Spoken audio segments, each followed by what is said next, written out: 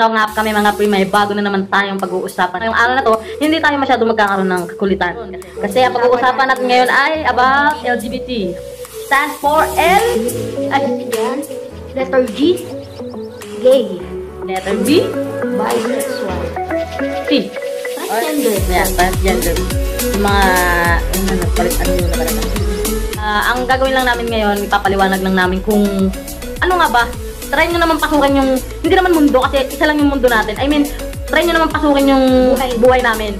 Ang una natin pag-uusapan ay, yun nga, yung pagiging ganito namin. Kailan nga ba ito nagsimula? Ako, naging ganyan, Brad.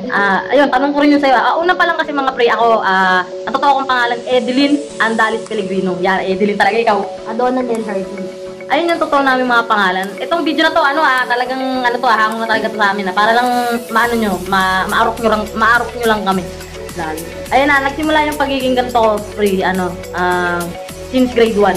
Grade 1 pa lang, oo, talagang alam ko na kasi, naalala ko nun, nakikipag-mabilisan akong kumain doon sa isang tupperware ng pancit canton, tapos, puro laki yung kasama ko. Kain pa rin? Oo, ang dami kong baon nun, tapos nung nakita ko yung crush ko, Angelica pa yung pangalan, naalala ko pa nun. Inaaway siya ng mga, inaaway siya ng mga, kaklase kong lalaki. Pinagtanggol ko siya. Meron kami mga laro-laroan doon sa gills, may mga buha-buhangin, may mga sandok-sandok ng buhang. Ginanong ko sila ng buhangin. Sabi ko, huwag mong kaganyan si Angelica. Doon pa lang, di ba mga pre? Kitang superhero na. Hindi, yun na, doon ko na talaga nalaman. Tapos, yun, tsaka na lang ako nag-out? Nag-out ba? I mean, nagpagupit na ako ng ma-accident. Nagpagupit lang na ako nung magka-college na. Tama ba? Oo, magka-college. Tapos, nagpalalakay ako nung college ako. Ayun nga mga pre, siyempre, hindi naman mawawala sa isip ko na, nag-boyfriend ka ba? Hindi. Hindi, mga pre, hindi naman sa trinay ko kasi, kung malalaman nyo na ngayon, parehas kaming only chan. Parehas kaming only daughter ni Fredo Nel. Parehas nag-iisa kaming anak pero ganito. At least, babae at lalaki agad. Ayan nga, shoutout sa mga magulang namin. Ayun, nagtry ako mag-boyfriend. Nagtry ako. Hindi lang once, twice, kundi 6 na beses ako. Siyempre. Nag-boyfriend ako ng 6 na lalaki. Hindi naman sabay-sabay. Kumbaga, nagkaroon lang ako ng experience. Pero, yung mga nagsasabi na baka, sus, naloko ka lang eh. Sus, baka naman sinaktan ka lang. Ganyan. May nasaktan, yung huli, pero yung the rest, hindi talaga. Alam niyo yung pakiramdam ko. Kapag magkasama kami, mas feeling ko mas gwapo ako sa kanya, feeling ko mas macho ako sa kanya. Tapos i-experience ko, may nagkahabulan gawa na may nagbububugan. Nauna ka pa sa akin, ha? Lipstick ka. Mention mo na. Ayoko. Tapos yun, pero alam mo na yun pero good vibes tayo dyan, ha? Sige na, tropa na tayo. Subscribe mo kami. Tapos ayun na, wala, hanggang ngayon, ganito. Alam mo guys, hindi laging malaking hadlang sa akin yung pagiging ganito ko. Hindi talaga. Masaya ako kung ano ko ngayon. Ikaw ba? Ako din naman, masaya naman ako sa kaliguran. At lalo na, alam ko, sa mga magulang ko, tanggap ako. Nalungkot! Hindi mga pre, maganda yan. Mas maganda na rin na alam yung mga magulang nyo. Para, in case na, hindi sila yung magalit parang sobra. Huwag kayong matakot na mag-out. Una sa lahat ng LGBT dyan na mga kakapanood nito, huwag kayong matatakot na mag-out sa sarili ninyo. Kasi, alam nyo kung kasi doon kayo sasaya. Yes, doon kayo sasaya. Although yun nga, sobrang, doon na papasok yung mga taong hindi halos makaintindi kung bakit, bayan, mga pinanganak na babae, pero naman kayo mga lalaki. Diba? Yung mga ganyan, bayan, hindi ka naman papakain yan, hindi ka magkakaroon ng anak dyan. Diba? Ang sakit. Ikaw, pre, anong masasabi mo pa? Sa akin ako, nagsimula ako nung, hindi ko alam kung anong grade kinder pa lang ata ako, ganito na ako. Nakagupit ganyan. Hindi humaba yung buhok. Nung bata ako, alam ko hindi pa ako nag-aaral nun, pero pag binibilan ako ng damit ng mama ko tsaka papa ko, Sa babae. Hindi ko sinusuot yung pambabae. Alam na nila kung bibili nila, kasi hindi ko nga susuot, masasayang. Yan, tapos, ako naging ganito ko ng sobra. Nalig ka nga sa kumpare mo. Yung kumpare. Pinupuntang araw-araw. Hindi, best friend ko yun. Shout out to RJ! Alam niya, lagi pag tinutokso kami ng sinasabi nun, hindi kami talo niyan. Lagi silang magkasama kasi na napagkakamalan sila. Inaanak ko na yung anak nun. Tapos, nagsimula ako ng ganito talaga, as in matigas na. Nung high school. Andyan na yung mga girlfriend, ganyan. Mama, dito ka lang dyan! Wala ako naging boyfriend. Wala talaga kasi, ewan ko, hindi ko, andyan na yung time na makikita ka ng mga tao, paske yung naka-uniform, pang babae. Marami kang maririnig kung ano-ano. Sabihin, ay, hindi kayo magkakapamilya, hindi naman kayo magkakaanak niyan eh. Ganyan, madaming ganyan sinasabi. Hanggang sa naging, na ako, college na. Tumanda na pero hindi lumaki. Hindi ka tumangkat. Oo. Kasi yan, nandyan na yung Kasi dati hindi naman, alam ng mga magulang ko na ganito ko. Umpisa pa lang, pero hindi nila alam na nagkaka-girlfriend ako. Lagot. Ngayon lang pa lang nila nalalaman. Tapos, nandun yung point na lalabas kayo, pagpipili ng kayo, bakit ganyan? Sa babae, sasabihin nila na, Anong pinakain sa'yo, no? parang ganun.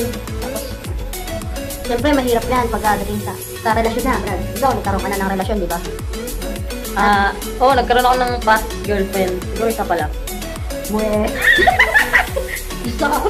Wow, parang dutay na ako rin, may dutay na pa sa'yo. Ayun nga mga pre, hindi naman sa, tinotolerate namin lahat ng mga taong gusto maging ganito. I mean, andun na yung point na, some point na, ito kami, bakit ba pa, meron pa mga tendency na, baka ma-disappoint yung magulang ko, baka ma-disappoint yung ganito. Sobrang pag-iisip mo na pressure yung sarili mo, nakuha mo na lang magpakamatay. May mga ganun no?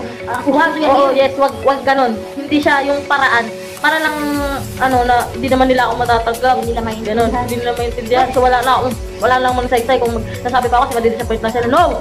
It's a no for me. Yes! No. Hindi, bawal talaga. Bawal mga pre. Ano lang? It takes time naman eh. Talagang sobra. Pakita nyo lang talaga na dyan kayo masaya. Na hindi naman porkit ganito. Hindi porkit ganito masama ka na. Hindi eh. Tinan mo kami. Hindi kami masasamang tao. Pero alam nyo, hindi naman sa pagmamayabang o pagmamalaki. Alam nyo ba, halos mas naano namin na naaalagaan or mas na bibigyan namin ng oras yung mga taong mahal namin sa buhay. Paano kung, syempre may mga rules kasi. I mean, may mga plano. May mga plano na yung nasa taas para sa atin. I mean, hindi ka naman magiging ganito. Walang dahilan. Yes. Sa mga taong nakakaalam ng yung kasabihan na hindi ibibigay sa'yo ng Diyos yan or ni Lord yan kung hindi mo kaya nagpatan. Parang ganun eh. Sa mga taong hindi kami naiintindihan, okay lang po yun sa amin. Wala pong problema dun. Pero sana, wala na lang sana sabi mo. Mga kung alam sa samang salita. Pero hindi natin may iwasan yun. I mean, ito ginawa lang namin itong video na to para, maintindihan nyo rin yung side namin. Diba? Ang saya lang kasi may mga tao rin na, ayun na, tumatanggap. Yes. Marami na ngayon. Maraming salamat po. Pero, hanggang dun lang kami, para sa aming dalawa, hanggang dun lang, okay na kami. Yung matanggap ka bilang, ito ka na. Tanggap din na kami, okay na po kami dun. Sobrang saya na namin dun dahil sobrang thankful na talaga pag ganun. Tsaka, ayun na nga, sana sa mga taong ganito, kagaya ko, bakla ka man, tomboy, bisexual ka man, transgender ka man, we are so proud of you guys. Masaya magpakatotoo. Yes. Parang yun sa totoo sa totoong straight na babae at lalaki. Pag hindi ka nagpakatotoo, plastic ka. Diba ganun yun? Diba ganun? Maging totoo ka rin. Kasi, tinan mo sa amin, ganito na, yung mga straight na babae, straight na lalaki, tinan mo, may mga may mga doubts din eh. Totoo kang lalaki pero kulang ka sa ganito. Disappointed ka sa ganyan. Diba? Parang ganun lang din yun. Parang wala kang pinagkaiba sa tao lang din. Diba? Kaya maraming salamat sa mga taong nakakaintindi sa amin. Yeah! Dog. Sa mga gay, madami kasi kaming mga kaibigan na gay. Yung mga gay, yan, kung pumilos yan, babae, pero kung dumiskarte yan, mas malupit pa sa lalaki. Shoutout sa mga tropa namin bakla dyan. Sa mga kabaklaan sa mundo, sobrang proud din kami sa inyo kasi ang gagaling nila. Ang galing yung dumiskarte sa buhay. Grabe talaga sobra. Sobrang sipag nyo. Halos itaguyod nyo na lahat. Alam nyo ba sa Miss Q&A? Naalala nyo yung lalaki doon na nag-construction worker? Grabe, di ba? Bakla, pero pero nag-construction worker, nagbubuhat ng hollow block.